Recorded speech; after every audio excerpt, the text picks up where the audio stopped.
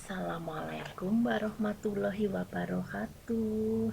Selamat siang anak-anakku kelas 12 yang soleh-solehah, yang penuh semangat. Sehat semua kan? Alhamdulillah. Nah, pada pertemuan yang ke-15 untuk pelajaran sejarah wajib pada hari ini, kita akan membahas tentang reformasi. Sebelumnya, silahkan anak-anak berdoa terlebih dahulu. Nah, untuk tujuan pembelajarannya, yang pertama, menganalisis faktor penyebab terjadinya reformasi tahun 1998. Dua, menganalisis tujuan dan agenda reformasi. Yang ketiga, bisa memahami jalannya reformasi. Nah, untuk reformasi, apa sih sebenarnya reformasi itu? Reformasi merupakan perubahan radikal untuk perbaikan dalam suatu masyarakat atau negara. Kemudian, reformasi juga bisa diartikan pembaharuan radikal untuk perbaikan di bidang sosial, politik, dan agama atau bidang-bidang yang lainnya. Jadi secara menyeluruh ya. Jadi kesimpulannya reformasi itu perubahan tatanan perikehidupan lama dengan tatanan perikehidupan yang baru dan secara hukum menuju ke arah perbaikan. Kita bahas satu persatu. Untuk faktor munculnya reformasi, yang pertama adanya ketidakadilan di bidang ekonomi dan hukum pada masa Orde Baru, yaitu selama sekitar 32 tahun, kemarin sudah kita bahas. Yang kedua, terjadinya krisis politik.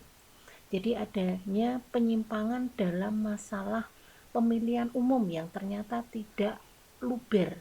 Ternyata istilah asas langsung, umum, bebas, rahasia itu hanya sebagai teori saja. Kemudian menginginkan adanya perubahan dalam susunan, kedudukan, tugas, dan wewenang MPR DPR seperti yang tercantum dalam Undang-Undang Nomor 2 Tahun 85. Kemudian juga adanya Undang-Undang tentang Parpol dan Golongan Karya atau Golkar, itu Undang-Undang Nomor 3. Terus yang Undang-Undang Nomor 5 yaitu tentang referendum. Kemudian yang terakhir tentang organisasi massa. Kemudian faktor yang ketiga yaitu krisis hukum, di mana pada masa Orde Baru yaitu istilahnya hukum itu tumpul ke atas dan tajam ke bawah. Kemudian yang keempat yaitu krisis ekonomi, yaitu adanya krisis moneter ya, yang disebabkan oleh hutang luar negeri Indonesia yang teramat banyak. Kemudian penyimpangan pasal 33 UUD 45, nanti silahkan dipelajari untuk yang ini.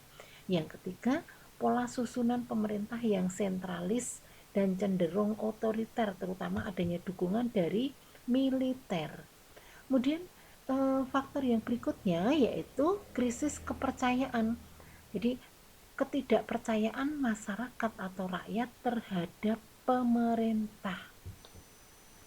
Nah, ini adanya krisis kepercayaan pada saat reformasi, ternyata pemerintah justru menentang atau tidak menginginkan adanya suatu proses perbaikan itu sendiri, sehingga terjadi penembakan terhadap mahasiswa Trisakti oleh aparat, yaitu ada beberapa tokoh. Yang pertama Elang Mulia Lesmana, kemudian Heri Hertanto, kemudian Hendriawan Lesmana, kemudian Hafidin Royan, dan masih ada lagi misalnya di Yogyakarta adanya penembakan terhadap Moses Gatot Kaca, itu di Jalan Gejayan.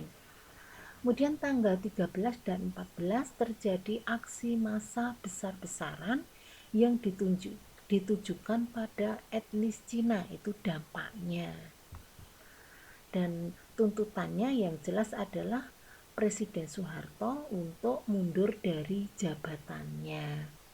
Ini ada beberapa tokoh yaitu Kiai Haji Abdurrahman Wahid atau Gus Dur, kemudian Amin Rais, kemudian Megawati, kemudian juga Sri Sultan Hamengkubuwono ke-10 dan juga tokoh-tokoh lainnya.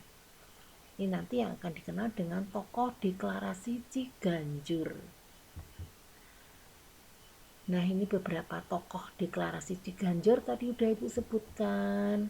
Terus beberapa agenda reformasi silakan diperhatikan untuk menghadapi ujian akhir semester besok. Yang pertama yaitu Adeli Soeharto dan kroninya, kemudian menginginkan adanya amandemen UUD 45, hapuskan dwifungsi ABRI, kemudian otonomi daerah yang seluasnya, kemudian supremasi hukum, dan yang terakhir yang jelas adalah pemerintahan yang bersih dari KKN. Terus untuk kronologis dari reformasi 1998 yaitu dimulai pada bulan Maret ya, di mana Presiden Soeharto terpilih lagi sebagai presiden yang ketujuh untuk negara Republik Indonesia. Kemudian terjadinya demonstrasi mahasiswa ke jalan-jalan di berbagai wilayah di Indonesia. Kemudian 12 Mei 1998 terjadi tragedi Trisakti. Tadi ada beberapa tokoh yang tertembak. Kemudian disusul dengan kerusuhan massal di Jakarta dan kota-kota lainnya. Dan nanti akhirnya tanggal 21 Mei 1998 Presiden Soeharto mengundurkan diri karena untuk mengatasi kondisi masyarakat yang semakin tidak bisa diatasi atau semakin tidak menentu, sehingga beliau memilih untuk mengundurkan diri.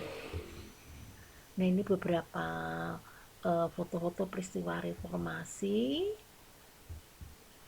Kemudian ada lagi peristiwa saat tragedi Trisakti 12 Mei 1998 yang menewaskan beberapa tokoh mahasiswa Universitas Trisakti Jakarta. Dan ini mahasiswa menguasai gedung DPR MPR 19 Mei 1998.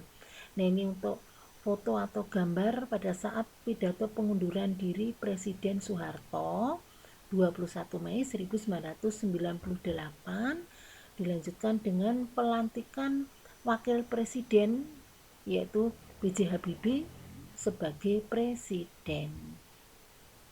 Nah, berarti sudah paham ya tentang reformasi. Berarti menurut kalian coba bagaimana kondisi Indonesia sebelum dan sesudah reformasi. Silakan untuk direnungkan, dipelajari kembali. Minggu depan Ibu lanjutkan kembali ya. Untuk hari ini tidak ada tugas, tapi kalian tetap harus belajar. Baca juga buku paket sejarah wajib kelas 12 ya. Ibu akhiri dulu. Assalamualaikum warahmatullahi wabarakatuh.